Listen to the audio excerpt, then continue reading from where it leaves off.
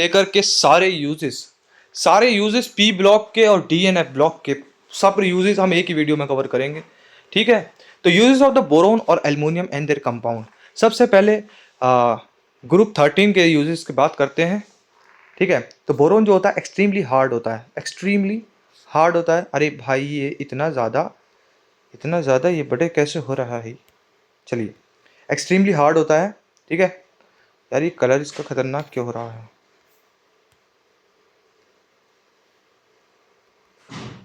Boron जो होता है ना, ये एक्सट्रीमली हार्ड होता है। अच्छा, इसमें हमें पेन ही यूज़ करना पड़े। बोरोन जो होता है एक्सट्रीमली हार्ड होता है, एक्सट्रीमली हार्ड होता है, refractory solid of the high melting point and low density. तो बोरोन का क्या होता है, एक्सट्रीमली हार्ड होता है, रिफ्रैक्टरी सॉलिड होता है और हाई मेल्टिंग पॉइंट होता है बोरोन का। ठीक है, और लो डेंसिटी होती है और वेरी। तो देखो, बोरोन जो होते हैं एक्सट्रीमली हार्ड होते हैं। ठीक है, बोरोन क्या होते हैं, एक्सट्रीमली हार्ड होते हैं और सॉलिड्स होता है हाई मेटल, इनका मेल्टिंग पॉइंट बहुत हाई होता है। डेंसिटी इनकी लो होती है और वेरी लो इलेक्ट्रिक कंडक्टिविटी होती है, लो इलेक्ट्रिक कंडक्टिविटी होती है। ठीक है, तो इसके finds many application. Boron fibres are used in making the, एक इसलिए काम आते हैं बुलेट प्रूफ वेस्ट बनाने में, light composite matter for aircraft. Aircraft के लाइट कंपोजिट मैटर मतलब कि मजबूत होना चाहिए मैटर और थोड़ा हल्का होना चाहिए, तो एयरक्राफ्ट में ये यूज़ होता है मेटल, बुलेट प्रूफ वेस्ट में ये यूज़ होता है। ठीक है, अब है बोरोन 10 जो होता है isotope has high ability to absorb the neutron. तो बोरोन 10 जो होता है उसके पास एबिलिटी होती है, हाई एबिलिटी होती है न्यूट्रॉन को एब्जॉर्ब करने की। ठीक है, and therefore metal borides are used in the nuclear industry as a protective shield and control load. तो जो बोरोन का आइसोटोप 10 होता है वो कंट्रोल लोड्स में यूज होता है। ठीक है, borax and boric acid is in the manufacture of the heat resistant glass, Pyrex glass wool and the fibre glass. Borax और बोरिक एसिड जो होता है ये मैन्युफैक्चर किसके मैन्युफैक्चर में यूज़फुल होता है, हीट रेजिस्टेंट ग्लास। पायरेक्स जो होता है हीट रेजिस्टेंट ग्लास बनाने में और ग्लास वूल या फिर फाइबर ग्लास बनाने में ये यूज़ होता है। Borax is also use as a flux for soldering metals. तो बोरेक्स जो है फ्लक्स फॉर सोल्जरिंग मेटल के लिए यूज़ होता है, for heat scratch and stain resistant glaze coating to the earthenware. तो ये हम क्या है, हीट और scratch resistant stain resistant coating के लिए हम इसका यूज़ करते हैं। ठीक है, ठीक है, earthen wares and constituent of the medicinal soap में भी ये यूज़ होता है। ठीक है, तो क्या क्या होता है इसमें, an aqueous solution of the orthoboric acid generally use as mild antiseptic. Orthoboric का जो एक्व सोल्यूशन है वो माइल्ड एंटीसेप्टिक की तरह भी यूज़ होता है। अब है एल्युमिनियम। एल्युमिनियम क्या होता है, aluminium is a white silvery metal. ठीक है, विद हाई टेंसाइल स्ट्रेंथ। इसकी टेंसाइल स्ट्रेंथ जो होती है, हाई टेंसाइल स्ट्रेंथ होती है इसकी। ठीक है, it is a high electric and thermal conductivity. तो एल्युमिनियम की क्या होती है, हाई टेंसाइल स्ट्रेंथ होती है, वाइट सिल्वरी मेटल होता है, हाई इलेक्ट्रिक कंडक्टिविटी होती है, हाई थर्मल कंडक्टिविटी होती है। और on weight basis the electric conductivity of aluminium is twice that of copper. तो अगर हम वेट की बात करें तो वेट टू वेट के बेसिस पे देखें तो जो एल्युमिनियम की कंडक्टिविटी होती है वो कॉपर से ज़्यादा होती है, इलेक्ट्रिक कंडक्टिविटी मतलब कि किसी अगर 1 किलो का अगर हम 1 किलो कॉपर लें और 1 किलो एल्युमिनियम लें तो एल्युमिनियम जो है डबल इलेक्ट्रिक कंडक्टिविटी दिखाएगा। Aluminium is used extensively in the industry and everyday life. तो ये इट फॉर्म्स अलॉयज। तो अलॉय जो है फॉर्म करता है अलॉय एल्युमिनियम जो है अलॉयज फॉर्म करता है किसके साथ में, कॉपर मैग्नीशियम सिलिकॉन और जिंक के साथ में ये अलॉय फॉर्म कर सकता है। किसके साथ में, कॉपर मैग्नीशियम और सिलिकॉन और जिंक के साथ में ये अलॉय फॉर्म करता है।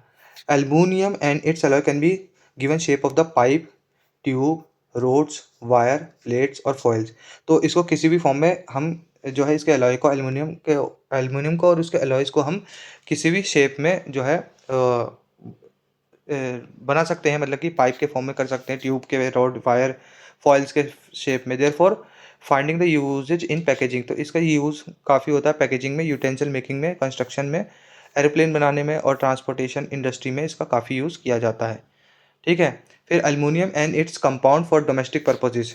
डोमेस्टिक पर्पजेज में is reduce considerably because of the toxic nature.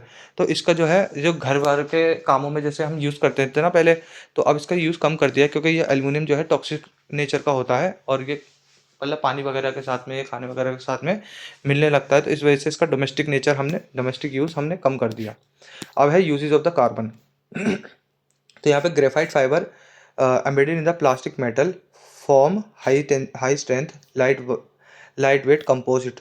तो ग्रेफाइट के जो फाइबर होते हैं, ठीक है, embedded in the plastic material में एम्बेडेड होते हैं, ये जो है उसको क्या देते हैं, हाई स्ट्रेंथ देते हैं, लाइट वेट के होते हैं ये, और कंपोजिट्स होते हैं।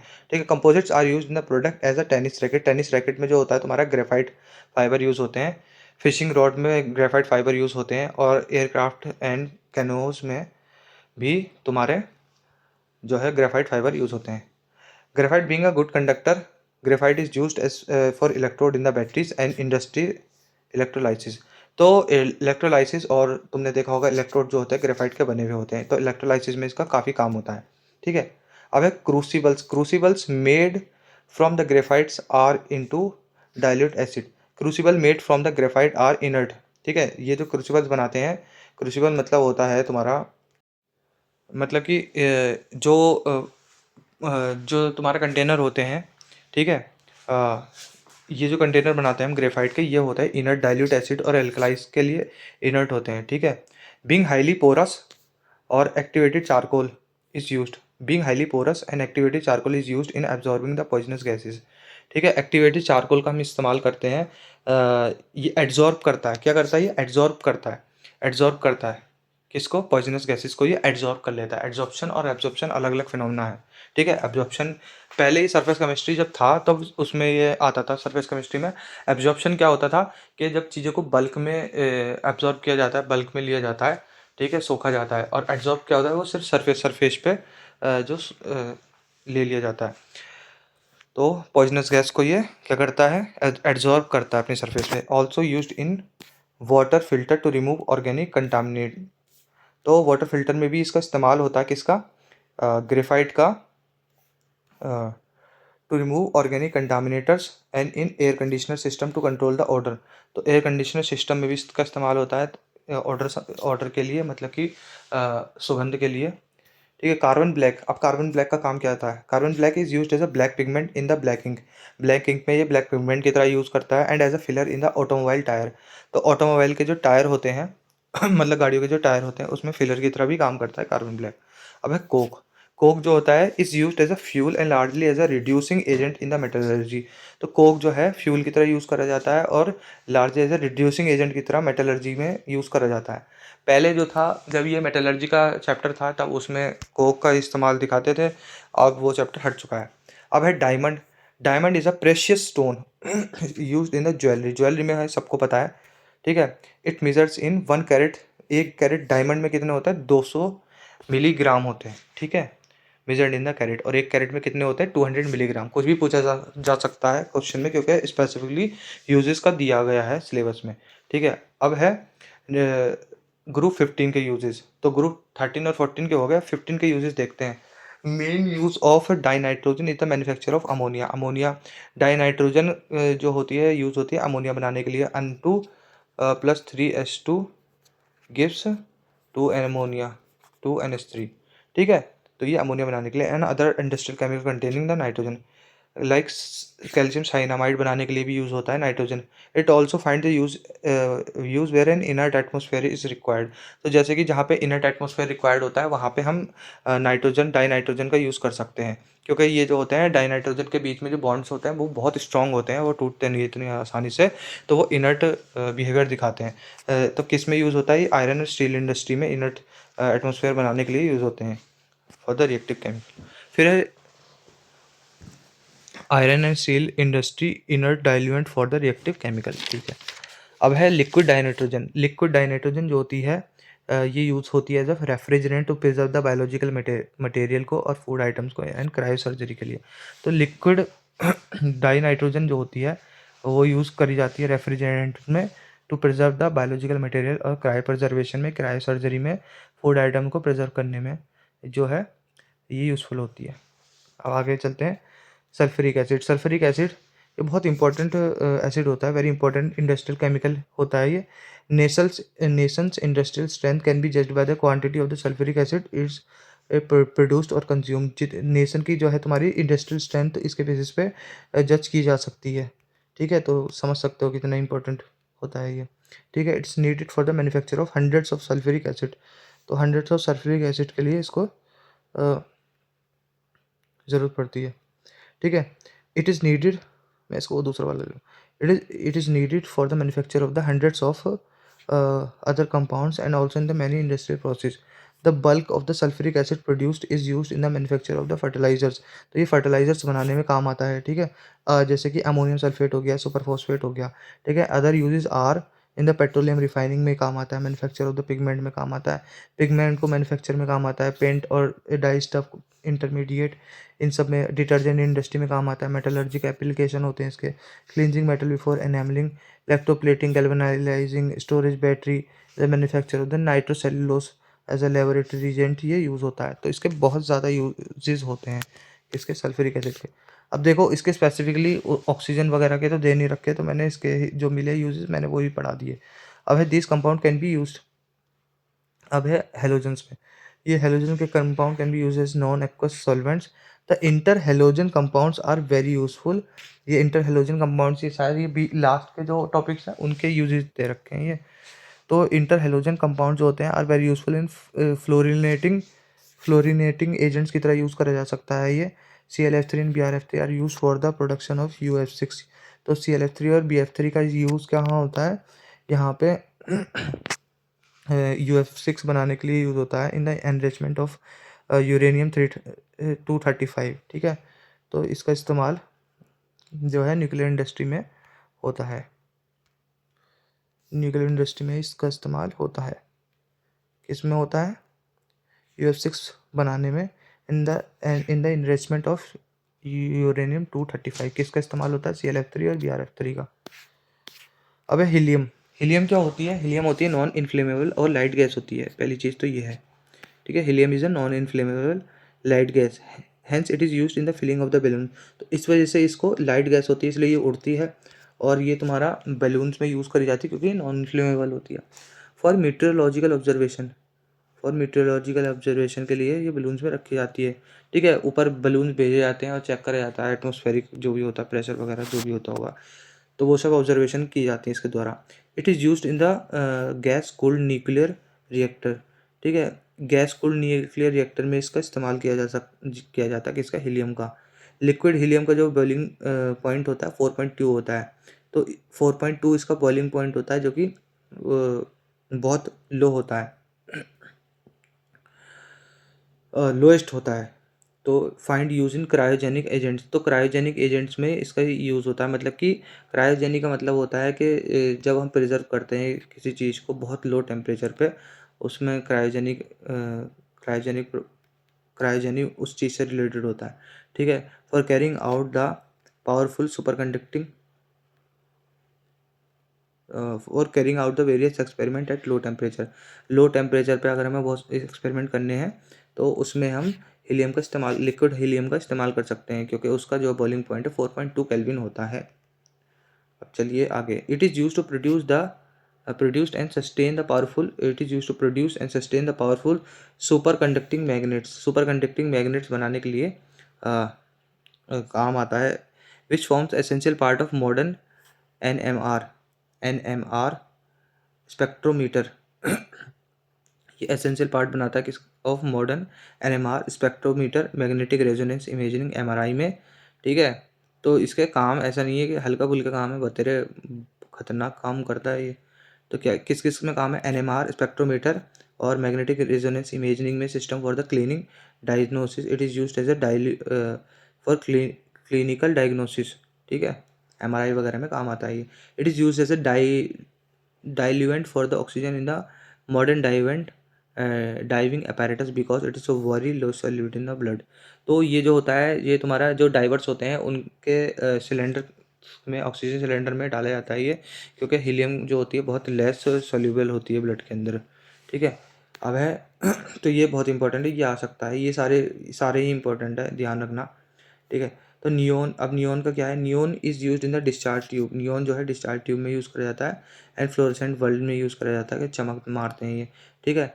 एडवर्टाइजमेंट डिस्प्ले तो देखे ना, वो तुम्हारे नियोन से बने होते हैं, एडवर्टाइजमेंट डिस्प्लेज जो होती हैं वो तुम्हारी नियोन से होती हैं। Neon bulbs are use in botanical garden, botanical garden में नियोन बल्ब्स यूज़ करी जाती हैं, and in the greenhouses में और बोटेनिकल गार्डन में ये तुम्हारे नियोन बल्ब्स यूज़ होते हैं।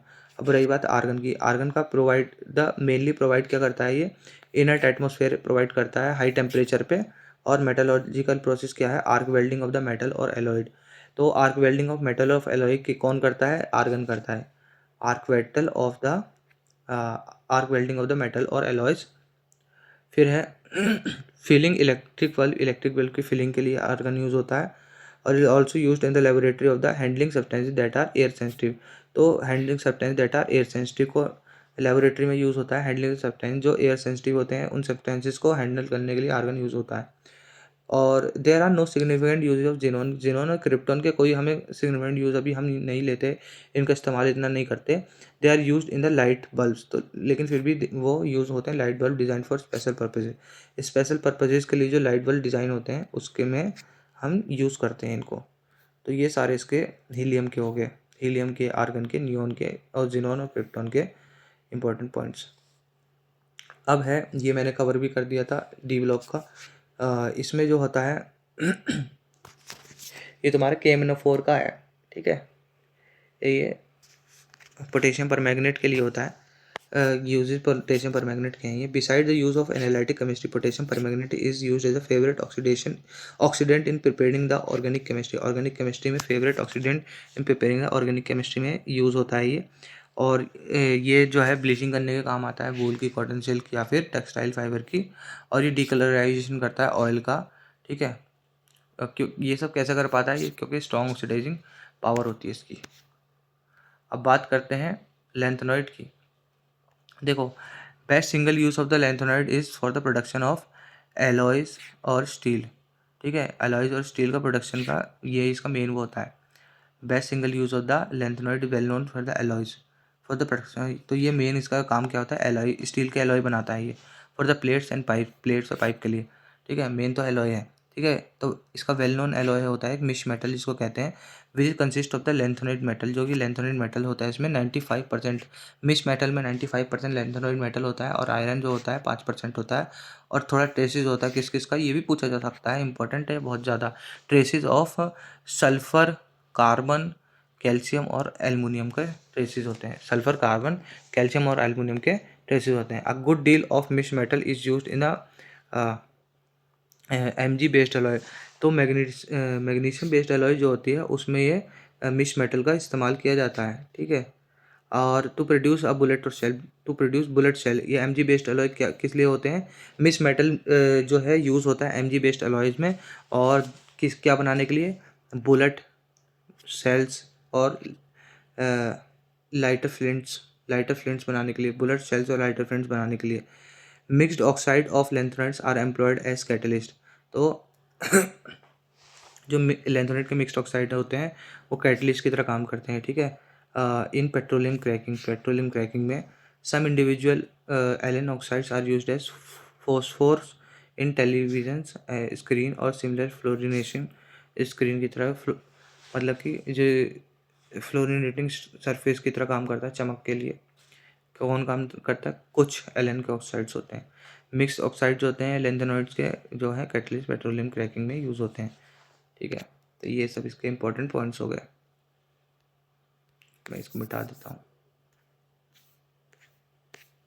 अब है इन दोनों के क्या ही फ़ायदे हैं डीएनए ब्लॉक के मिला के, ठीक है। तो डीएनए ब्लॉक में क्या है, जो ये आयरन होते हैं, आयरन और steel are the most important construction material, ठीक है। Their production is based on the reduction of iron oxide, तो उसका their production based on reduction of iron oxide, तो आयरन ऑक्साइड के रिडक्शन के बेसिस पे उनका प्रोडक्शन बेस्ड होता है। Removal of the impurities and addition of the carbon and alloying the metal such as chromium, magnesium and nickel, ठीक है। इसमें क्या है, रिमूवल ऑफ द इम्प्योरिटीज हटाना and addition of the carbon, carbon जोड़ना and alloying metals such as chromium, magnesium and iron. Some compounds are manufactured for special purposes. ये important है यहाँ पे। TiO जो होता है पिगमेंट इंडस्ट्री में यूज़ होता है, ठीक है। TiO कहाँ यूज़ होता है? पिगमेंट इंडस्ट्री में, पिगमेंट इंडस्ट्री के लिए यूज़ होता है TiO। MnO2 is use for the dry batteries. MnO2 जो है ड्राई बैटरीज में यूज़ होता है। और the battery industry also required Zn on निकल कैडमियम। तो बैटरी इंडस्ट्री ऑल्सो रिक्वायर्ड किसको Zn एंड निकल cadmium. Elements of the group LM11 still worthy of being called coinage metal. तो कॉइनेज मेटल कौन से होते हैं? ये तुम्हारे Ag और Au जो होते हैं ये तुम्हारे कॉइनेज मेटल होते हैं, ठीक है। तो ये हो गए Au Ag, तो मतलब Au Ag, Au क्या हो गया? गोल्ड हो गया। Ag तुम्हारा सिल्वर हो गया। Au आर्क are restricted to collection item, ठीक है। तो ये जो Au और Ag होते हैं are restricted to collection item and the contemporary UK copper coin जो होते हैं, यूके कॉपर कॉइन जो होते हैं आर कॉपर कोटेड। ये कॉपर कोटेड स्टील से कॉपर कोटेड स्टील होते हैं ये, ठीक है। स्टील पे कॉपर कोटेड होता है।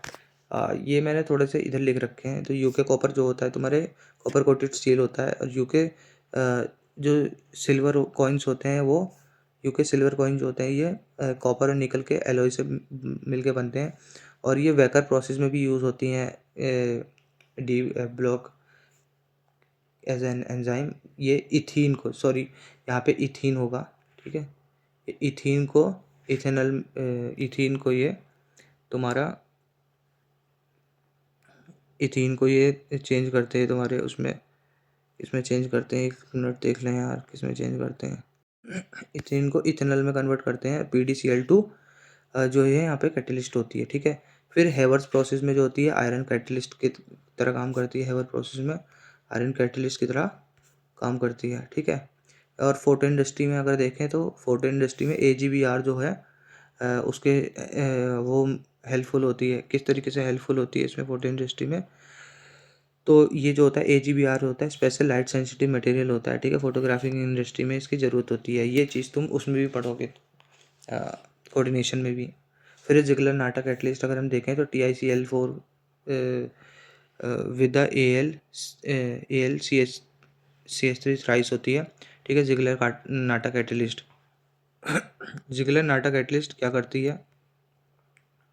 तो जिगलर नाटा कैटलिस्ट क्या करती है तुम्हारा?